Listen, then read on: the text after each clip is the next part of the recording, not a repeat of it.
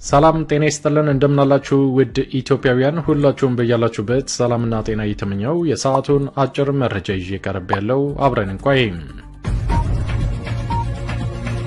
የተከበራችሁ የኢትዮ መረጃ ቤተሰቦች ለሰዓቱ ወደ እናንተ ከሚደርሱት መረጃዎች መካከል የመጀመሪያው ሀገራችን ኢትዮጵያ እንዳትረጋጋ የምትፈልገው ግብጽ ምክንያቷ ምን እንደሆነ የሀገሪቱ ባለስልጣናት ዛሬ ግልጽ አድርገው አውጥተውታል። ጠቅላይ ሚኒስትር ዶክተር አብይ አህመድን የፈሩበት እንዲሁም ደግሞ የህዳሴ ግድባችን ቢቻላቸው ሙሉ ለሙሉ የግድቡ ስራ እንዲቋረጥ ካልሆነም ደግሞ የግድቡ ስራ እንዲንቀራፈፍ በመጨረሻም ሀገራችን ኢትዮጵያን በመከፋፈልና በጦርነት እንድትወጠር የማድረጋቸው ሚስጥር ዛሬ ፍንትው ብሎ ወጥቷል። ምንድነው እንመለከታለን። በመቀጠል የምንመለከተው የጠቅላይ ሚኒስትር ዶክተር አብይ አህመድ የቅርብ አጋራቸው እንዲሁም ደግሞ ቀኝ እጃቸው ማለት ይቻላል የኤርትራው ፕሬዝዳንት ኢሳያስ አፈወርቄ ሱዳን የኢትዮጵያን ድንበር አልፋ እንደገባች የኤርትራው ፕሬዝዳንት ኢሳያስ አፈወርቄ ጦራቸውን ወደ ኢትዮ ሱዳን ድንበር ማስጠጋታቸው ይታወሳል። ዛሬም የኤርትራው ፕሬዝዳንት ኢሱ ሱዳንን አስጠንቅቋል። ዝርዝር መረጃውን እንመለከታለን። ሁሉም መረጃዎች በተያዙት 10 ደቂቃ ወደ እናንተ ይደርሳሉ። እስከ ፍጻሜው አብረን እንቆይ። ክቡራን አድማጮች ቀዳሚ ወዳደረኩት መረጃ ሳልፍ በቅድሚያ የግብጽ ሴራና ኢትዮጵያ እንዳትረጋጋ ኢትዮጵያ በጦርነት ውስጥ እንድትወጠር እንዲሁም ደግሞ የህዳሴ ግድቡ ቢቻላቸው እንዲቆም ማድረግ ካልቻሉ ደግሞ የህዳሴ ግድባችን ስራው ቀርፋፋ በማድረግ ኢትዮጵያ እዛ ላይ በርካታ ዓመታት እንድታሳልፍ ለማድረግ በሌላ በኩል ደግሞ ሀገራችን ኢትዮጵያን በጦርነት በመወጠር በውስጥ ችግሮቻችን በመግፋት ዘረኝነት እንዲስፋፋ በማድረግና በደካማ ጎናችን እየገባች ሀገራችን ኢትዮጵያን ለመከፋፈል የምታደርገው ጥረት ሁሉ ዛሬ ምክንያቷ ምን እንደሆነ ተጋልጧል። ፍርሃታቸውን በውስጣቸው ይዘውት የነበረውን ነገር ሁሉ ዛሬ ፍርጥ አድርገው ተናግረዋል። ዋናውና ኢትዮጵያ እንድትተራመስ የሚፈልጉበት ትልቁ ምክንያት ኢትዮጵያ በአባይ ውሃ ልታስከፍለን አቅዳለች በማለት እንደሆነ ተናግረዋል። ይህንን በተመለከተ ዘርዘር ያለ መረጃና ሚስጥራቸውን እንመለከታለን።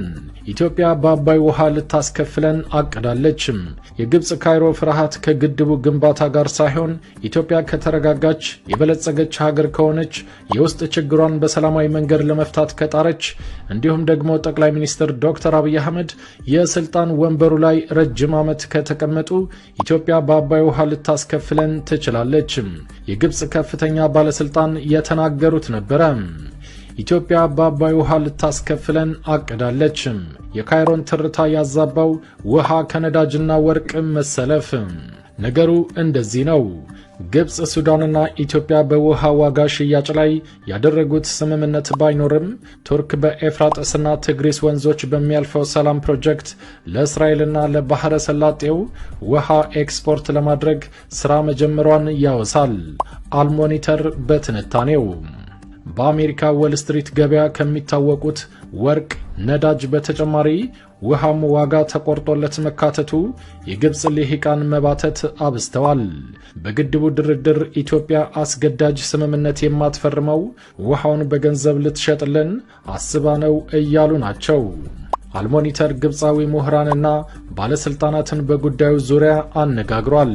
አልሞኒተር እንዳስነበበውም የግብጽ ቴሌቪዥን ጋዜጠኛው አህመድ ሙሳ ጥር ላይ በሳዳ ኤል ባላድ ቴሌቪዥን እንደተናገረው ኢትዮጵያ የጥቁር አባይን ውሃ ሙሉ ለሙሉ መቆጣጠር ትፈልጋለች፣ ግብጽን በማስከፈል ውሃውን ኤክስፖርት ማድረግ ትፈልጋለች በማለት አፈረጠው። ሱዳናዊው ዓለም አቀፍ የሕግ ባለሙያና የቀድሞ የካርቱም የህዳሴ ግድብ ተደራዳሪ ቡድን አባል አህመድ አልፋታ ኢትዮጵያ የአባይን ውሃን ሙሉ በሙሉ ለመቆጣጠር እቅዷን የሚያደናቅፍ ምንም አይነት ስምምነት ላለመፈረም ነው በርካታ አስገዳጅ ውሎችን ውድቅ የምታደርገው ሲል ተናግሯል። የኢትዮጵያ እቅድ ይላሉ ፋታ የኢትዮጵያ እቅድ ተጨባጭ ፖሊሲ በመቅረጽና ዋጋ በመተመን ውሃ ለግብጽና ለሱዳን ለመሸጥ ነው። ይሄንንም ደርሰንበታል ይላሉ። የቀድሞ የግብጽ ምክትል የውጭ ጉዳይ ሚኒስቴር ሞና ኦማር ለአልሞኒተር እንደተናገሩት ደግሞ ለአባይ ውሃ ዋጋ የመተመንና የመሸጥ ነገር አሁን እንደ አዲስ የታሰበ ባለመሆኑ አሁንም ላይ እንደገና ሊቀርብ ይችላል ሲሉ ስጋታቸውን ተናግረዋል። ኢትዮጵያ የህዳሴ ግድቡን ከመገንባቷ በፊትም ለእስራኤል ውሃ ለመሸጥ ሐሳብ ማቅረቧን ተናግራለች። ግብጽ ይህንን ሐሳብ በመቃወም የናይል ውሃ የሚሸጥ ሸቀጥ ሳይሆን የህይወት መብት ስለመሆኑ የአፍሪካ ሀገሮችን የማግባባት ሥራ አከናውናለች። እናም ትብብርና መግባባት ብቸኛው የልማት መንገድ ነው ብለዋል ኦማር በንግግራቸው። አክለውም ኢትዮጵያ አሁን ላይም በግብጽና በሱዳን እንዲሁም በዜጎቻቸው ህይወትና ብሔራዊ ደህንነት ላይ የሚደርሰውን ጉዳት ከግምት ባላስገባ መንገድ የአባይ ውሃን መቆጣጠር የመሸጥና ዋጋ የመተመን ፍላጎት አላት ብለዋል። ይሄ ደግሞ ዓለም አቀፍ ሕግን የጣሰ ነው በማለት ስጋታቸውን ተናግረዋል። በአል አህራም የፖለቲካና ስትራቴጂካዊ ጥናት ማዕከል የናይል ተፋሰስ ጥናቶች ኃላፊ የሆኑት ሃኒ ራስላን እንደተናገሩት ደግሞ በአሜሪካን አክሲዮን ገበያ ለመጀመሪያ ጊዜ ውሃ እንደ ነዳጅና ወርቅ ዋጋ ተተምኖለትም የአክሲዮን ዝርዝር መካተቱ የአባይን ውሃ ለሽያጭ የማቅረብ ሐሳብ እንዲያንሰራራ የሚያደርገው አደገኛ ጠቋሚ ነው ብለው ያምናሉ። ኢትዮጵያ የግድቧን ሙሌት ያለ ስምምነት መፈጸሟን ከቀጠለችበት ሌሎች 3 የታቀዱ ግድቦችን ገንብታ የናይል ውሃን ወደ መሸጥና ዋጋ መተመን ትሸጋገራለች። የግብጽ ዋነኛው ስጋት ነው።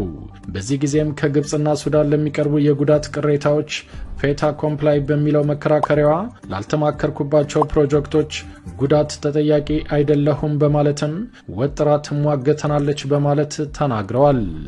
የቀድሞ የግብጽ የመስኖና ውሃ ሀብት ሚኒስቴር መሐመድ ናስር አላም ከ1970ዎቹ ወዲህ የውሃ ኮታ ለእርሻ ሥራ ድርሻ መውጣት ከጀመረ ወዲህ የውሃ ሽያጭና ግዢ መታየት ጀምሯል። በአክሲዮን ገበያው ላይ ውሃን ለንግድ መዋል አዲስ እውነት ቢሆንም በሀገሮች መካከል በሚደረጉ ስምምነቶች ላይ ሊጠቃለል የማይችልና ጉዳዩን መቆጣጠር ለዓለም አቀፍ ሕግጋት ነው ሲሉ ተናግረዋል። ከናይል ተፋሰስ ሀገራት ውሃን የመሸጥና ዋጋ የመተመን ተደጋጋሚ ጥያቄዎች ቢቀርቡም ግብጽ በግልጽ ተቃውማለች። ምክንያቱም ለብሔራዊ ደህንነቷ አደገኛ ስጋት ስለሆነ። የቀድሞ የመስኖና ውሃ ሀብት ሚኒስቴር አማካሪ ዲያ አልዲን አህመድ ሁሴን አልኮሲ ግብጽ የአባይ ውሃን የመሸጥና ዋጋ የማውጣት ሐሳብ ጎጂ ስለሆነ መቀበል አትችልም ሲሉ ተናግረዋል። የውሃ ኤክስፖርት ዋጋን በተመለከተ ድንበር ተሻጋሪ የውሃ ኤክስፖርት ላይ ዋጋ የሚተመነው በሻጭና ገዢዎቹ መካከል ነው። የዋጋው ሁኔታ በዲሳሊኔሽን ውሃውን ማጣራት ከሚጠይቀው ወጪ ጋርም ይገናዘባል። ቱርክ ለእስራኤል ለመሸጥ የተነጋገረችበት ዋጋ በሜትር ኪዩብ በአሜሪካን ዶላር 75 ሳንቲም መሆኑን በርካታ ጥናቶች አስቀምጠውታል። ለመጠጥ ደረጃ ተብሎ የሚላክ ውሃ ዋጋው ከሌላው የውሃ አቅርቦት የተለየ ደረጃ ነው የሚሆነው። ግብጽና ሱዳን ከኢትዮጵያ የሚያገኙት ዓመታዊ የውሃ መጠንም ቱርክ ባስቀመጠችው ተመን መሰረት በዓመት 40 ቢሊዮን ዶላር ገደማ የሚያስከፍል ይሆናል። እንደ አውሮፓውያን አቆጣጠር በዲሴምበር 2021 አሜሪካ ላይ በቀረበ የውሃ ተመን መሰረት ደግሞ 1 ኤከር ጫማ ውሃ የአሜሪካን 496 ዶላር ዋጋ አውጥቷል። 1 ሜትር ኪዩብ 0.8 ኤከር ፉት ገደማ ነው። በዚህ ስሌት ግብጽና ሱዳን ከጥቁር አባይ በየዓመቱ 50 ቢሊዮን ሜትር ኪዩብ አገኙ ብንል 40 ቢሊዮን ኤከር ፉት ይሆናል። አሃዙን በአሜሪካ በ496 ዶላር ስናበዛው የማይታመን የቢሊዮን ዶላሮች አሃዝ ያስነብበናል። ይሄ ደግሞ ኢትዮጵያ ከተረጋጋች፣ ሰላሟን ካጠናከረች፣ ጠቅላይ ሚኒስትር ዶክተር አብይ አህመድ ረጅም ዓመት ስልጣን ላይ ከተቀመጡ እውን እንደሚሆን ግብጽ ቀድማ ተረድታለች። ስለሆነም ኢትዮጵያ እንዳትረጋጋ በርካታ ስራዎች እየተሰሩ ይገኛል። የአባይ ልጅ ኢትዮጵያ በልጆቿ ታፍራና ተከብራ ትኖራለች። እንግዲህ ውድ ኢትዮጵያውያን እንዳዳመጣችሁት የግብጽ ትልቁ ሴራ የሚመጣው ከየት እንደሆነ፣ ምንጯ፣ ስጋቷ፣ ፍርሃቷ ምን እንደሆነ፣ ሀገራችን ኢትዮጵያ እንዳትረጋጋ የምትፈልግበት፣ ሀገራችን ኢትዮጵያ እንዳትረጋጋ በጦርነት እንድትወጠር፣ በውስጥ ችግሮቻችን እንድንወጠር፣ አንዱ ብሔር አንዱን ተነስቶ እንዲያጠቃ የሚደረገው ሁሉ ምንጩ የህዳሴ ግድባችን እንደሆነ ዛሬ የግብጽ ሚዲያዎች በግልጽ ፍርጥ አድርገው ተናግረዋል። ኢትዮጵያ ከተረጋጋች የውስጥ ችግሮቿን መፍታት ከቻለች ልጆቿ መነጋገር ከቻሉ በአንድ ጠረጴዛ ቁጭ ብለው ችግሮቻቸውን መፍታት ከጀመሩ ሀገራችን ኢትዮጵያ እንደምትቀየርና በአጭር ጊዜ ውስጥ የስልጣኔ ማማ ውስጥ እንደምትገባ እነ ግብጽ ተረድተዋል። ለዚህም ራስ ምታት የሆነባቸው ጠቅላይ ሚኒስትር ዶክተር አብይ አህመድ ወደ ስልጣን ከመጡ በኋላ የግድቡ ስራ በፍጥነት መጠናቀቅና የኢትዮጵያ ሕዝብ ግድቡን ለመጨረስ ያለው ተነሳሽነት ለግብጾች ራስ ምታት እንደሆነባቸው ዛሬ ፍንትው ብሎ ታይቷል። በዚህም ሀገራችን ኢትዮጵያ በጦርነት እንድትወጠር፣ በውስጥ ችግሮቻችን በብሔር እንድንባላ፣ ጥሩና አስተዋይ መሪ እንዳይኖረን፣ በቀጠናው የተዳከመችና የሞተች ኢትዮጵያን ለማድረግ ግብጽ ታጥቃ እንደተነሳች ያስታውቃል። የውስጥ ችግሮቻችንን ፈተን ጠንካራ ኢትዮጵያ ከተመሰረተች ጠቅላይ ሚኒስትር ዶክተር አብይ አህመድ ለበርካታ ዓመት በስልጣን ላይ ከተቀመጡ ይሄ የአባይ ውሃን የመሸጥ ጉዳይ እውን እንደሚሆን ግብጾች ካሁኔው ተረድተዋል። ስለዚህ አሁንም ሀገራችን ኢትዮጵያ ላይ የሚያደርጉትን ትኩረትና ጫና አጠናክረው ስለሚቀጥሉ ሀገራችን ኢትዮጵያ ከፍ የምትልበትን እንዲሁም ሁላችንም ተጠቃሚ የምንሆንበት ነገር ላይ ብናተኩር መልካም ነው እንላለን። ውድ ኢትዮጵያውያን ወደሚቀጥለው መረጃ ሳልፍ ደግሞ የጠቅላይ ሚኒስትር ዶክተር አብይ አህመድ የቅርብ አጋር እንዲሁም ደግሞ የኢትዮጵያ የቅርብ ወዳጅ የሆነው የኤርትራው ፕሬዝዳንት ኢሳያስ አፈወርቄ ሱዳንና ግብጽን እንዳስጠነቀቀ ተገለጸ። ከቀናት በፊት የኤርትራ የልኡካን ቡድን ወደ ሱዳን መግባቱ ይታወሳል። በዋነኛነትም የኤርትራው ፕሬዝዳንት ኢሳያስ አፈወርቄ ወደ ሱዳን የልኡካን ቡድኑን የላከው የኢትዮጵያን ጉዳይን በተመለከተ እንደሆነ ተገልጿል። በኢትዮጵያ የተፈጸመው የሱዳን ጦር ወረራ የሶስተኛ ወገን ሐሳብ እንጂ የሱዳን መንግስትና ህዝብ ስላልሆነ ከኢትዮጵያ ጎን የመቆም ግዴታ ከፊታችን ተደቅኗል። የማነ ገብረ መስቀል የኤርትራ ማስታወቂያ ሚኒስቴር በሱዳን የተናገሩት ነበረ። የሱዳን ሉዓላዊ የሽግግር ምክር ቤት ምክትል ሊቀመንበር መሐመድ ሐምዳን ዳጋሎ አስመራ መግባታቸውን የኤርትራ ማስታወቂያ ሚኒስቴር በትላንትናው ዕለት ባወጣው መግለጫ አስታውቋል።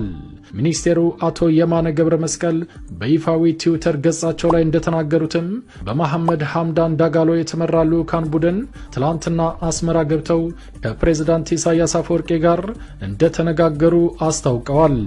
ከጉብኝቱ በኋላ አቶ የማነ ገብረ መስቀል ለሲጂቲኤን በሰጡት መግለጫ እንደተናገሩትም ጉብኝቱ የኤርትራና የሱዳን የሁለትዮሽ ግንኙነት ዙሪያ በከፍተኛ የሀገሪቱ ባለስልጣናት መካከል የተደረገው የምክክር አካል ነው ሲሉ ተናግረዋል። ይሁን እንጂ ፕሬዝዳንት ኢሳያስ አፈወርቄ ለሱዳን ለምክትል ሊቀመንበር አስረግጠው የነገሯቸው ነገር በኢትዮጵያ ላይ የተፈጸመው ወረራ መላው የኤርትራ ሕዝብና መንግስት አጥብቆ ይቃወሙታል። ወረራው የሶስተኛ ወገን ሐሳብ እንጂ የሱዳን መንግስትና ህዝብ ስላልሆነ ከኢትዮጵያ ጎን የመቆም ግዴታ ከፊታችን ተደቅኖብናል ሲሉ የኤርትራው ፕሬዝዳንት ለሱዳኑ ምክትል ሊቀመንበር አስረግጠው እንደተናገሩ አሳውቀዋል። በተጨማሪም በምስራቅ አፍሪካ የሚገኙት ሁሉም የቀጠናው ሀገራት ኢትዮጵያ ላይ በሶስተኛ ወገን ግፊት ከሱዳን መንግስትና ህዝብ ሙሉ ፈቃደኝነት ውጪ የተፈጸመውን ወረራ እንዲያወግዙትና ከኢትዮጵያ ጎን በመቆም በቀጠናው ሰላም ላይ የበኩላቸውን አስተዋጽኦ እንዲያደርጉ ፕሬዝዳንት ኢሳያስ አፈወርቄ ጥሪ ማቅረባቸውን ለሲጂቲኤን በሰጡት መግለጫ አሳውቀዋል። ከኤርትራ ወደ ሱዳን ተልኮ የነበረው ልኡካን ቡድን በተመለከተም ኤርትራ ለሱዳን ጥብቅ መልእክት እንዳስተላለፈች ተገልጿል። የኤርትራ የውጭ ጉዳይ ሚኒስቴር ከኢሱ የተላኩትን መልእክትም ለሱዳኑ ጀነራል አልቡርሃን ሲናገሩ ሱዳን በኢትዮጵያ ላይ የፈጸመችው ወረራ በምንም አይነት ምክንያት ተቀባይነት የለውም። የኢትዮጵያን ሰላም የመንከባከብ ግዴታችን የሚመነጨው ለኤርትራ እድገትና ሰላም ብቸኛ አማራጫችን የኢትዮጵያ ሰላምና እድገት በመሆኑ ነው ሲሉ ተናግረዋል። በተለይ በኢትዮጵያ ላይ የተፈጸመው ወረራ ተገቢነት የሌለውና ወቅቱን ያልጠበቀ በመሆኑ ጉዳዩ በሁለቱ ሀገራት መግባባትና ድርድር እንዲፈታም ተግባብተናል። ይሄ ከመሆኑ በፊትም የሱዳን ጦር አካባቢውን ለቆ እንዲወጣና ድርድሩ እንዲጀምር የሚለውን መልእክታቸውን ከፕሬዝዳንት ኢሳያስ አፈወርቄ ለጀነራል አልቡርሃን እንደተናገሩ ተገልጿል። ከድርድር ውጪ አማራጭ የለም። ጦርነት በተለይ ለታዳጊ ሀገራት አይጠቅምም። አሁን ያለው የኢትዮጵያ መሪ ለድርድርና ለውይይት እጅግ በጣም ቀና ነው። መንገዱ ይሄ ብቻ ነው ብለን በሚገባ ነግረናቸዋል። የኤርትራ ውጭ ጉዳይ ሚኒስቴር ኦስማን ሳሌህ ተናግረዋል። ሱዳንም የኤርትራው ፕሬዝዳንት ኢሳያስ አፈወርቂ መልእክታቸው እንደደረሳቸው የልኡካን ቡድናቸውን ወደ ኤርትራ አስመራ አስገብተዋል። እንግዲህ ውድ ኢትዮጵያውያን እንዳዳመጣችሁት የኤርትራው ፕሬዝዳንት ኢሳያስ አፈወርቂ ዛሬም የኢትዮጵያ አጋር መሆናቸውን አስመስክረዋል። እጅግ በጣም እናመሰግናለን። ውድ ኢትዮጵያውያን ለሰዓቱ ያዘጋጀውላችሁ አጫጭር መረጃ ይሄን ይመስል ነበር። በሌላ አጫጭር መረጃዎች እስከምንገናኝ ቸርን ሰንብት። ኢትዮጵያ ለዘላለም ትኑር። ዘረኝነት ይውደም።